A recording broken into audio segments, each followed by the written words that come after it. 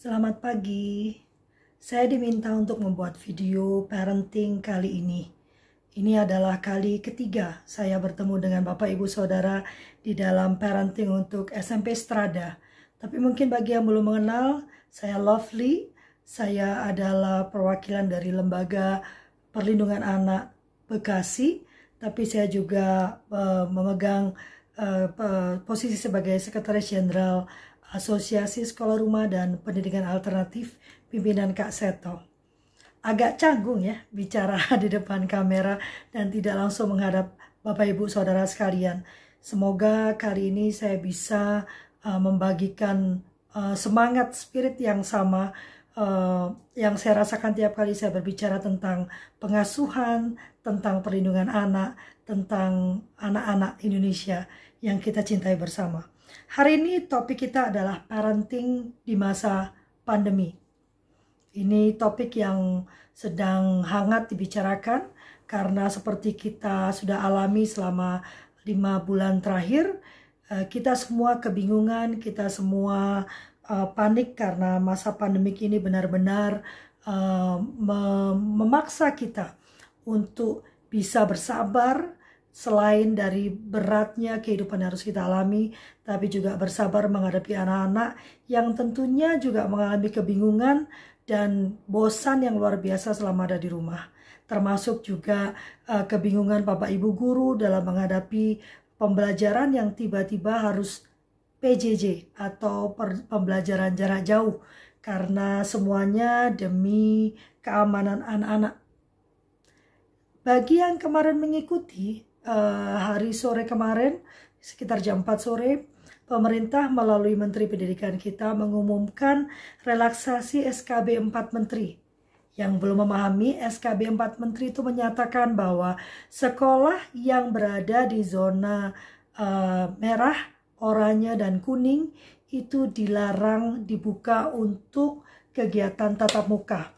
Namun sekolah yang berada di zona hijau itu diperbolehkan melakukan tatap muka dengan beberapa aturan protap yang sangat ketat. Dan untuk semua sekolah diminta untuk mengisi data yang ada di Dapodik untuk mengetahui kesiapannya dalam melakukan new normal atau kebiasaan baru di sekolahnya.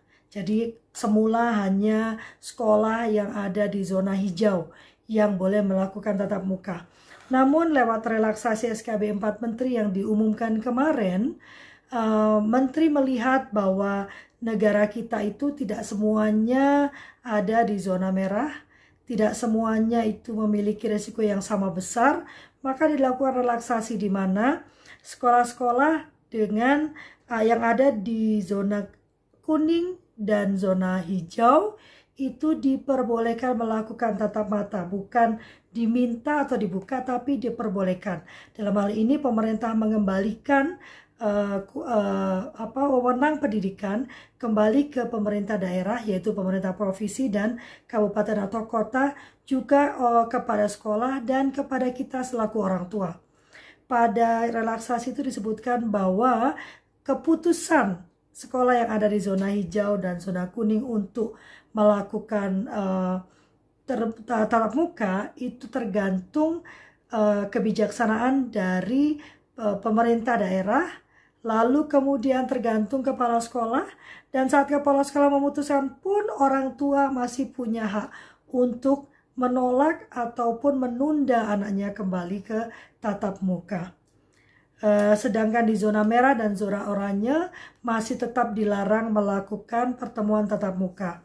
Perlu diingat bahwa saat ini kita sedang dan masih ada di dalam kondisi masa darurat kesehatan. Itu yang disebutkan oleh pemerintah. Jadi kita ini tidak sedang berada di masa normal, tidak juga berada di masa kenormalan baru, tapi kita akan memasuki kebiasaan baru. Mari kita lihat apa konsekuensi dari relaksasi SKB 4 Menteri tersebut. Yang pertama, dengan adanya relaksasi tersebut, maka kewenangan pendidikan kembali sesuai dengan otonomi daerah, yaitu dikembalikan kepada pemerintah daerah. Ya, dalam hal ini pemerintah provinsi atau kabupaten kota. Dan juga sekolah diminta untuk mempersiapkan diri dengan mengisi daftar isian yang ada di Dapodik. Jadi dengan kembalinya wewenang bukan kembalinya sebetulnya ya, ditegakkan kembalinya kewenangan pemerintah daerah untuk mengelola pendidikannya, dan kemudian sekolah yang sudah berada di zona hijau atau di zona kuning diminta untuk mempersiapkan diri. Tidak hanya sekolah yang sudah di zona hijau dan kuning, tapi semua sekolah saya pikir perlu mulai mempersiapkan diri, mempersiapkan sarana prasarana yang diperlukan untuk kebiasaan baru. Jadi sewaktu-waktu, puji Tuhan, zona kita masuk ke zona kuning atau hijau, maka kita sudah siap. Ya. Kemudian adanya kurikulum darurat. Kurikulum darurat ini sebenarnya menegaskan surat edaran yang sebelumnya sudah dibagikan, yaitu nomor 4 tahun 2020, yang menyatakan bahwa anak-anak dan peserta didik dan juga pendidik dibebaskan dari kewajiban pemenuhan akademik, melainkan berfokus pada keterampilan hidup, antara lain keterampilan hidup menghadapi COVID-19, lalu kemudian ditekankan pada pembentukan karakter, yang mana pemberian penugasannya seharusnya bervariasi karena disesuaikan dengan kondisi dan situasi anak tersebut. Kemudian bentuk evaluasinya itu bukan kuantitatif, melainkan kualitatif. Jadi di SE itu sebenarnya sudah disebutkan target pendidikan selama masa pandemik. Tapi kemudian diperkuat dengan kurikulum darurat yang kurang lebih isinya sama. Kurikulum darurat ini kemudian dilengkapi oleh pemerintah dengan banyak modul dan petunjuk yang tidak hanya ditujukan bagi guru, namun juga bagi orang tua, terutama orang tua yang anaknya masih di usia PAUD sampai kelas 1 dan kelas 2 SD. Karena biasanya ini yang paling banyak dikeluhkan ya. Orang tua bingung bagaimana menemani anak-anaknya yang PAUD, menemani anak-anaknya yang SD dalam melakukan pembelajarannya. Lalu apa yang perlu kita lakukan? Yang tadi sudah saya sebutkan, perlu kita ingat bahwa saat ini kita tidak sedang di dalam masa normal. Dan kita juga tidak sedang di dalam masa kenormalan baru. Kita ada di dalam masa darurat kesehatan. Ya ibu-ibu, bapak-bapak ya, sangat diingat bahwa kita ada di dalam kondisi darurat kesehatan. Ini belum berakhir, bahkan kita belum mencapai puncak. Kita masih terus naik dengan pertambahan jumlah penderita kasus yang mencapai 2.500 per hari. Ini luar biasa. Kita bahkan sudah mencapai 120.000 orang yang menderita, walaupun jumlah sembuhnya sudah juga makin meningkat. Tapi ini menunjukkan bahwa tingkat penularannya masih sangat tinggi. Ya, dalam masa seperti ini, menurut saya penting sekali bagi kita untuk kembali ke trisentra pendidikan. Trisentra pendidikan yang sejak awal sudah didengungkan oleh Depdikbud atau Kementerian Pendidikan dan Kebudayaan, menyebutkan ada 3 pilar pendidikan, yaitu sekolah, lalu orang tua, dan masyarakat. Ketiga pilar itu menopang anak-anak dalam melakukan pembelajarannya, dalam perjalanannya menemukan potensi dirinya. Pilarnya yang satu adalah sekolah, yang kedua adalah orang tua, dan yang ketiga adalah masyarakat. Ketiga pilar ini saat ini benar-benar perlu bergandengan tangan dan berhenti saling menyalahkan, tapi saling membantu untuk mencari solusi. Karena 3 pilar ini sejak awal memang fungsinya adalah untuk mendukung anak-anak kita di dalam melakukan pembelajarannya. Ingat ya, ada sekolah, lalu orang tua, lalu masyarakat. Ya, ada 3 pilar yang sangat penting, menyadari posisinya masing-masing dan bergandengan tangan untuk sama-sama mencari solusi yang terbaik. Nomor 1 adalah keselamatan anak, Nomor 2 adalah layanan pendidikannya. Jadi ingat ya, jangan dibalik-balik. Nomor 1 adalah keselamatannya. Nomor 2 baru pendidikannya. Karena pendidikan adalah hak setiap anak. Apa yang perlu dilakukan oleh masing-masing dari sentra tersebut? Nomor 1, kita bicarakan tentang sekolah. Apa yang perlu dilakukan oleh sekolah? Pertama, sekolah harus menyiapkan sarana dan prasarana. Mengapa? Karena kita akan masuk dalam situasi kebiasaan baru, di mana sangat penting memperhatikan kebersihan, higienitas lingkungan sekolah, higienitas keluarga sekolahnya sangat perlu diperhatikan. Kalau dulu kita masih tutup mata sedikitlah dengan pojok-pojok yang menumpuk sampah, anak-anak yang membuang sampah sembarangan, tempel tangan kemana-mana, nempel badan sembarangan. Kebiasaan baru ini harus terus-menerus disampaikan agar anak-anak punya pola kehidupan yang baru, termasuk para gurunya. Protap kesehatan yang sudah selalu didengungkan perlu terus-menerus diperhatikan, walaupun masih PJJ perlu terus-menerus disampaikan agar masuk dan menjadi sebuah kebiasaan yang baru. Menurut teori Bapak Ibu ya, kebiasaan itu baru bisa dibentuk apabila dilakukan oleh kita selama 3 bulan berturut-turut tanpa terputus.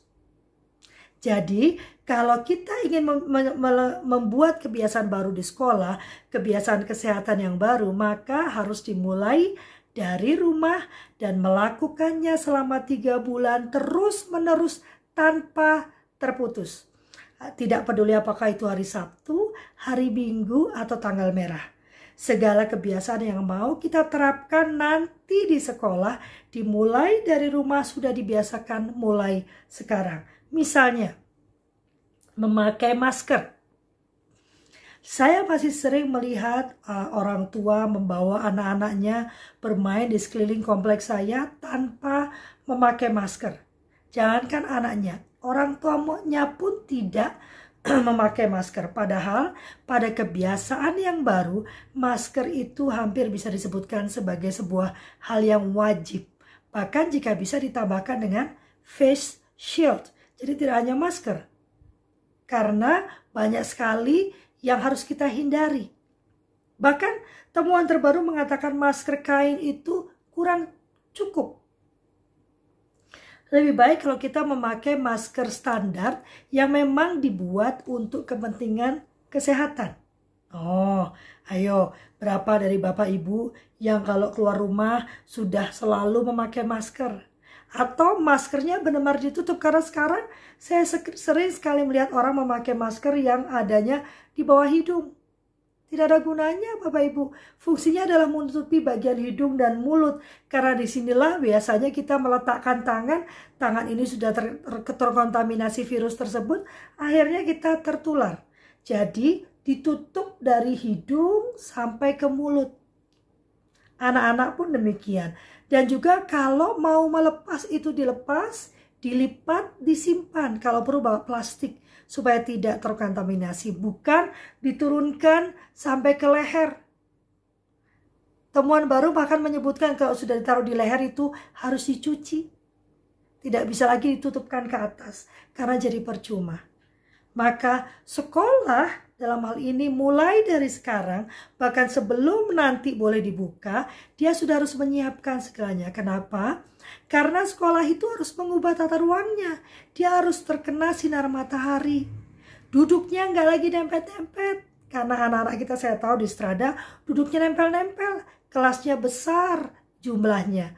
Di setiap pojok harus ada tempat cuci tangan.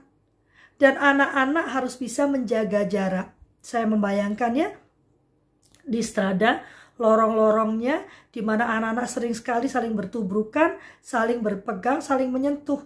Di masa ini jarak satu dengan yang lainnya disebutkan 1 meter. Tapi ada juga yang menyebutkan 1,2 meter, ada yang menyebutkan 1,8 meter. Ini yang perlu kita sampaikan pada anak-anak dan kita biasakan bahwa tidak lagi untuk sementara ini mendekat terlalu dekat pada teman-temannya. Tidak dulu main gablek halo atau main peluk. Saat ini kita benar-benar harus menjaga jarak. Karena dengan menjaga jarak, dengan menutup masker, kita tidak hanya menolong diri kita sendiri, tapi lebih-lebih lagi kita menolong orang lain, menghindarkan orang lain dari penularan virus. Mengapa? Karena saat ini virus itu tidak selalu menunjukkan gejala. Ada orang-orang yang tidak menunjukkan gejala. Dan penelitian terbaru menyebutkan anak-anak juga bisa mengalami hal yang sama. Jadi nomor 1, sekolah perlu menyiapkan sarana prasarananya. Kamar mandinya, tempat cuci tangan, hand sanitizer.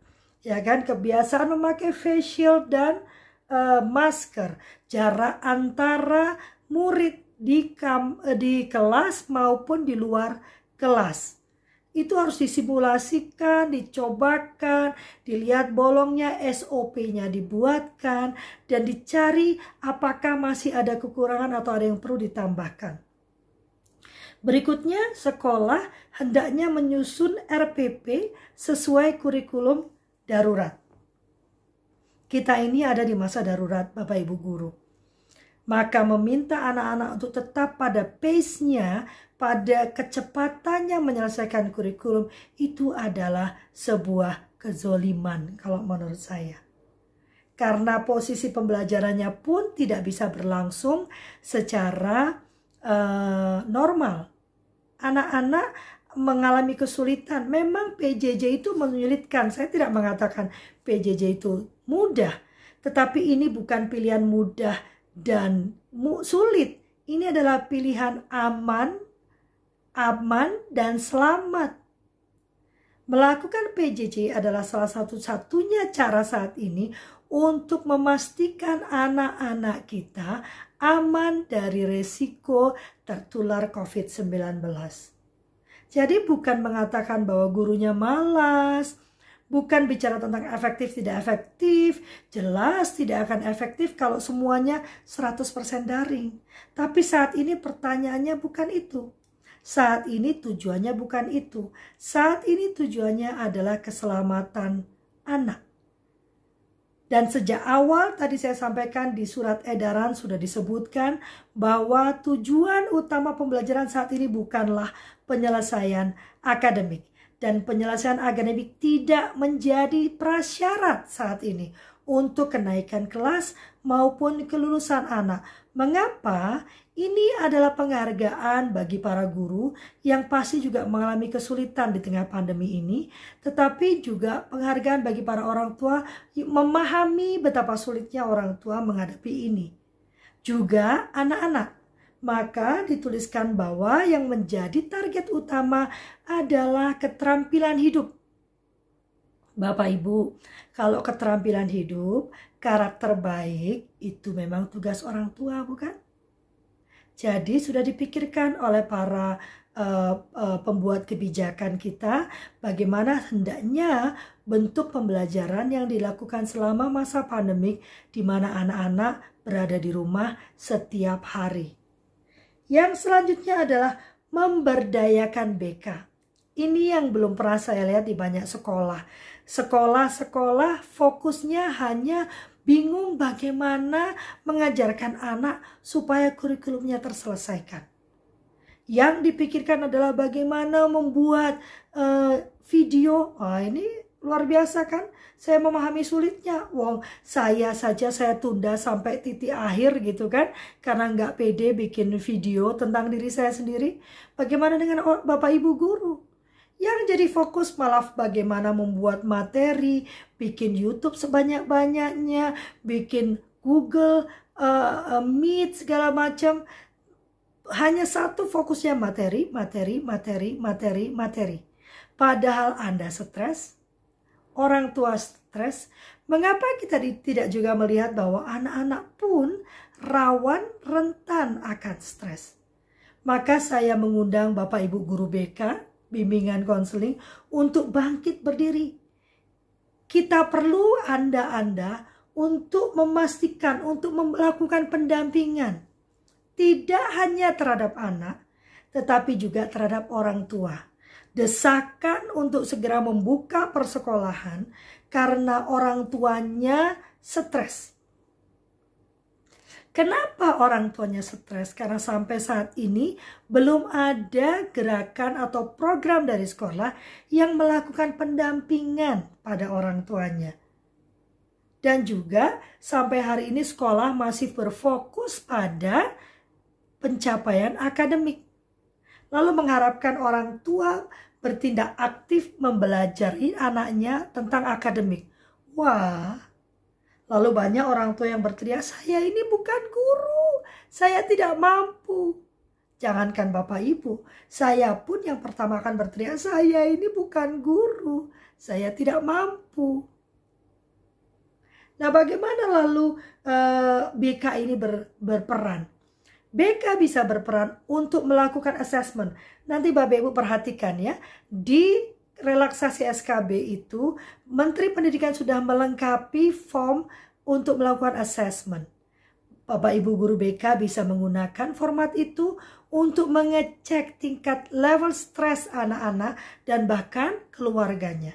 Karena kalau Bapak Ibu membiarkan keluarga itu stres, maka keluarga itu akan menularkan stresnya pada anak-anak dan akhirnya pekerjaan kita tidak akan bisa terselesaikan. Maka BK, ayo, ini saatnya kita berkembang, ini saatnya kita muncul. Karena anak-anak kita, orang tua kita, bahkan mungkin rekan-rekan kita membutuhkan konseling kita, membutuhkan saran-saran kita, membutuhkan dampingan kita untuk bisa melalui ini dan menghadapi stres mereka, memanage stres mereka, dan bisa terus bergandengan tangan membantu anak melalui semua kesulitan ini. Jadi, sekolah yang dilakukan adalah menyiapkan sarana dan prasarana, menyusun RPP yang sesuai kurikulum darurat. Yang ketiga, memberdayakan BK untuk melakukan pendampingan kepada anak dan orang tua, terutama level stres anak dan orang tua. Jadi pendampingannya bukan lagi gini loh cara ngajarinya Pak, tidak. Tapi menemani orang tua dan anak supaya mereka tidak mengalami stres yang berlebihan. Lalu apakah hanya itu Kak? Apakah hanya guru sekolah saja yang dituntut? Kayaknya kok sekolah dituntut terus menerus. Yang berikutnya adalah orang tua. Wah, ingat ya, trisentra pendidikan ada 3, yaitu sekolah, orang tua, dan masyarakat.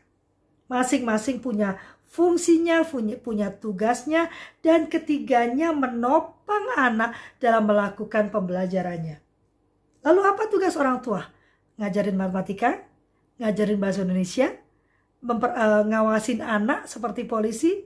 Tidak. Dalam kondisi ini, dan saya pikir dalam kondisi normal pun, tugas orang tua adalah nomor 1, memotivasi anak untuk mengerjakan penugasan. Tugas Bapak, Ibu, Saudara itu adalah motivator. Kita orang tua itu adalah motivator. Kita memotivasi anak kita, kita memperhatikan dia agar dia tetap bersemangat mengerjakan penugasannya. Kita adalah fasilitator dan motivator. Kita bukan guru. Guru sudah ada Pak. Orang tua jadi guru nanti rancu, ribet. Anak bingung, ini siapa? Tapi kita menjadi motivator dan fasilitator bagi anak-anak kita agar mereka bersemangat dalam mengerjakan penugasannya. Berikutnya, orang tua tugasnya adalah memastikan kesehatan mental dan fisik. Kalau fisik pinter kita ya, makannya pinter, harus bagus, bergizi, ya kan? Dia terhindar dari infeksi, terhindar dari paparan, gitu kan? Tapi yang seringkali kita lupakan adalah kesehatan mental anak. Alih-alih menjaga kesehatan mentalnya, seringkali kita malah menjadi sumber dari ketidaksehatan mental anak kita. Ayo, siapa yang tadi pagi sudah nyapa anaknya? Selamat pagi anak sayang, apa kabar? Sudah SMP Bu anaknya, oh tidak ada masalah. Bahkan kita yang sudah tua pun kalau suami kita pagi-pagi bangun, halo mama, aduh apa kabar, selamat pagi. Tetap hati kita berbunga-bunga. Tidak ada kata terlambat, tidak ada kata terlalu tua untuk sebuah pujian, untuk sebuah panggilan sayang, untuk sebuah ekspresi kasih yang kita sampaikan bagi orang tersayang kita. Ayo, siapa yang tadi pagi sudah mencium kening Ananda? Yang sudah menggenggam tangannya? Siapa yang sudah memeluk pagi ini?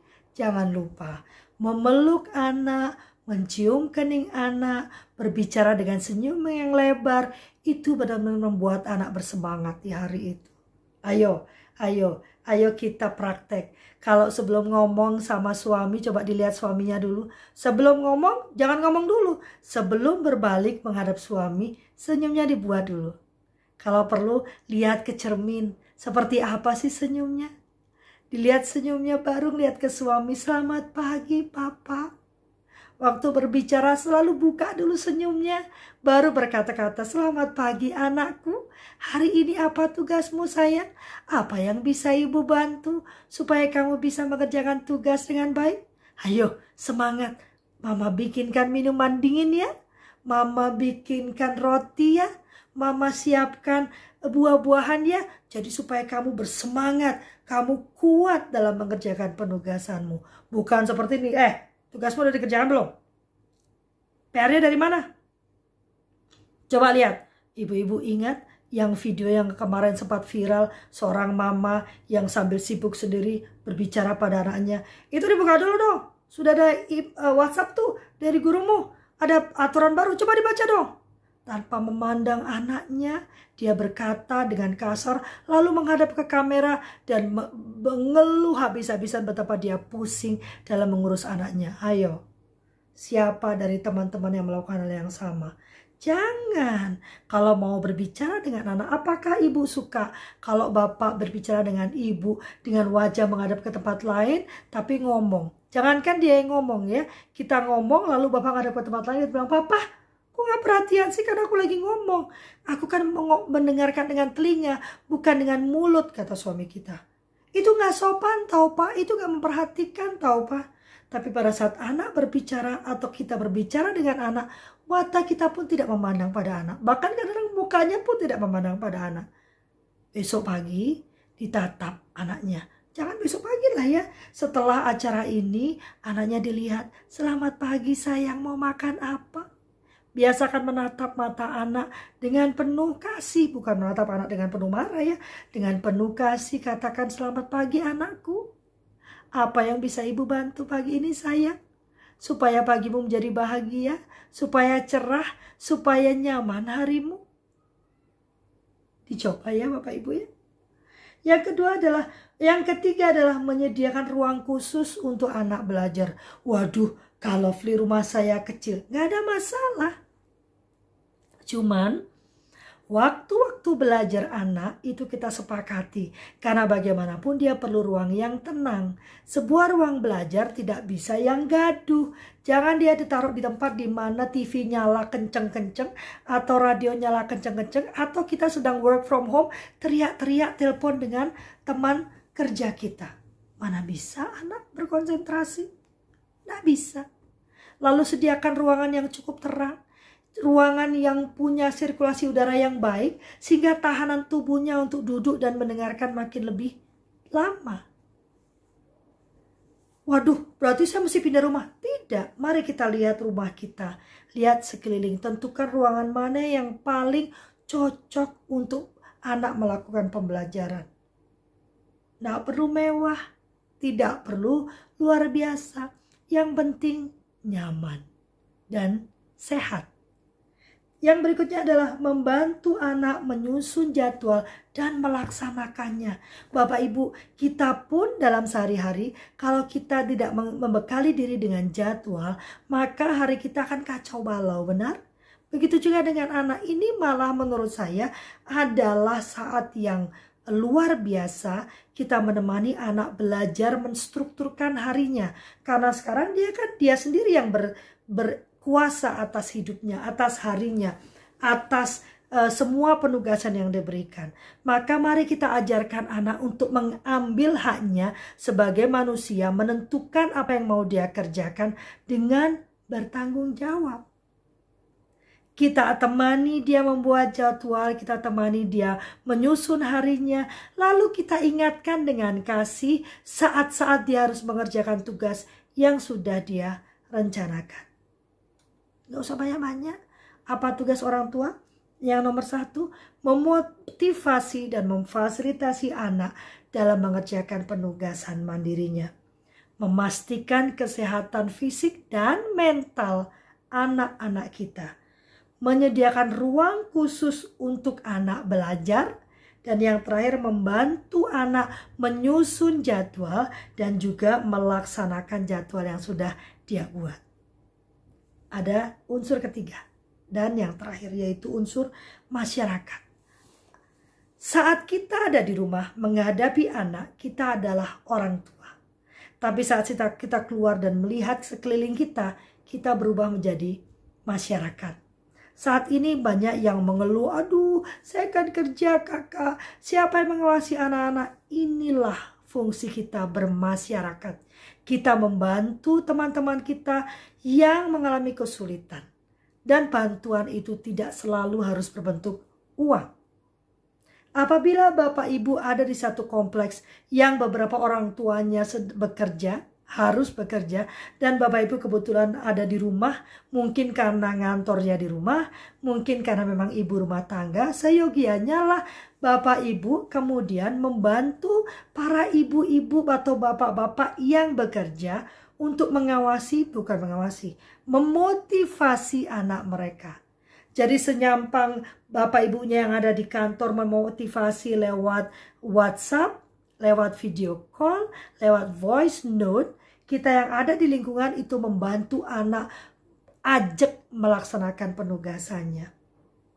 Maka masyarakat itu nomor 1, dia perlu memantau sekolah dan keluarga. Ayo, kita pantau sekolah dan keluarga, memastikan tidak ada pelanggaran hak anak di sana. Apa sih yang perlu dilihat? Adalah hak untuk tumbuh kembang, hak untuk dilindungi dari kekerasan, hak atas pendidikan, dan yang terakhir adalah hak untuk berpartisipasi. Apabila kita melihat rumah yang melakukan kekerasan dalam menemani anaknya belajar, kita sebagai masyarakat wajib membuat laporan, melaporkan, atau mengingatkan keluarga tersebut. Wajib, bukan dihimbau. Tapi wajib. Aduh kak, itu kan ranah personal. Pada saat perlindungan anak, maka tidak ada yang menjadi ranah personal. Kita semua punya kewajiban yang sama untuk melindungi anak-anak bangsa. Yang kedua, membantu keluarga melakukan pembelajaran mandiri. Tadi sudah saya sampaikan kan, bagaimana orang tua mengeluh. Ada waktu itu pernah di BLAS tentang keluarga, RT yang mengambil inisiatif untuk mengumpulkan donasi dari warga sekitar, lalu dibayarkan untuk wifi gratis.